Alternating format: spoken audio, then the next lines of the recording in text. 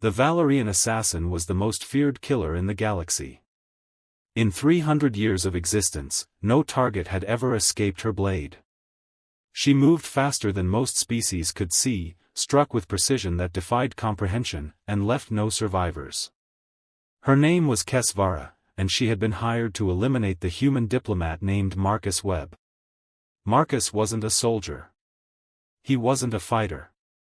He was a scholar, a negotiator, a man who had spent his life trying to bring peace to warring species. He had no combat training, no enhanced reflexes, no weapons worth mentioning. He was simply human, fragile, soft, and completely unprepared for what was coming. The assassination attempt happened during a diplomatic summit on the neutral station of Nexus Prime.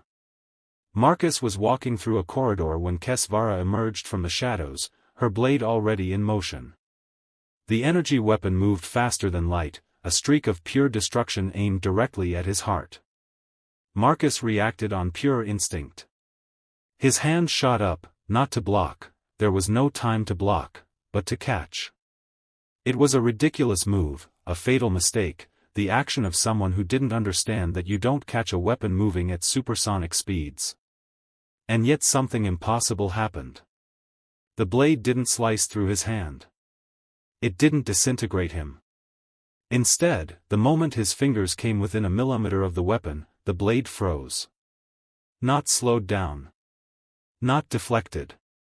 Completely frozen in mid-air, suspended as if caught in absolute zero, crystallized in a moment of time. Kesvara stared in shock. This had never happened before. Her blade had been stopped by nothing, no shield, no counter-technology, no defensive mechanism. Just a human's outstretched hand. "What are you?" she whispered. Marcus looked at his hand, equally confused. His fingers were inches from the frozen blade, trembling slightly. He could feel something, not pain, but a sensation like standing too close to a fire that was also impossibly cold. "I don't know," he said honestly. "I didn't know I could do that." Kesvara analyzed the situation with her enhanced intelligence. This was impossible. Humans had no documented psychic abilities. They had no known energy manipulation powers. They were biologically incapable of such feats. And yet, here was evidence that contradicted everything she knew. She attacked again. This time, Marcus didn't try to catch the blade. Instead, without thinking, he moved. Not fast, humans couldn't move fast enough to dodge a Valerian assassin. But he moved wrong. He moved in a way that didn't make tactical sense. He dodged left when Kesvara expected right. He ducked under a killing strike that should have been inescapable. The blade froze again, inches from his neck. "Stop," Marcus said, his voice steady despite his racing heart. "Please. I don't want to fight you." Kesvara circled him, her mind racing. In 300 years, she had never encountered anything like this. This human wasn't using a known power. He wasn't employing any technique. He was simply responding. Moving with a fluidity that suggested his body understood something his conscious mind didn't. She attacked 17 more times. 17 times, the blade froze millimeters from Marcus's body. 17 times, he moved in impossible ways. Not with speed, humans couldn't match her speed, but with a kind of intuitive precision that seemed to read the attack before it happened. Finally, exhausted and bewildered, Kesvara lowered her weapon. "What are you?" she demanded again. Marcus sat down heavily on a nearby bench. "I'm just a human. I negotiate. I talk to people. I try to understand different perspectives." He looked at his hands, seeing them in a new light.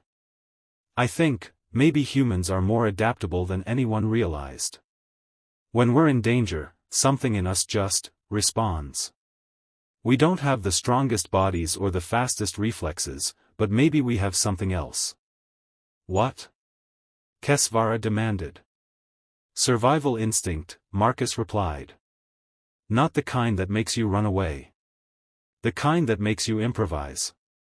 Humans have been facing impossible odds since before we left our home planet.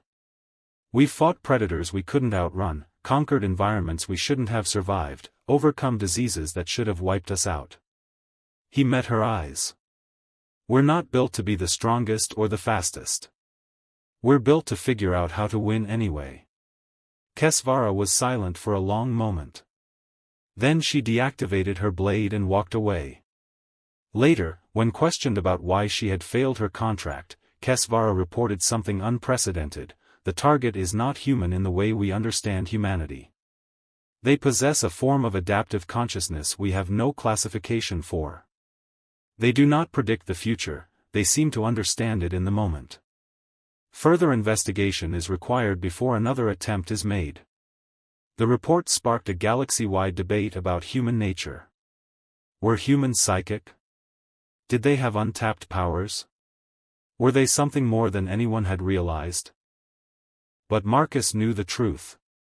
It wasn't magic or hidden powers.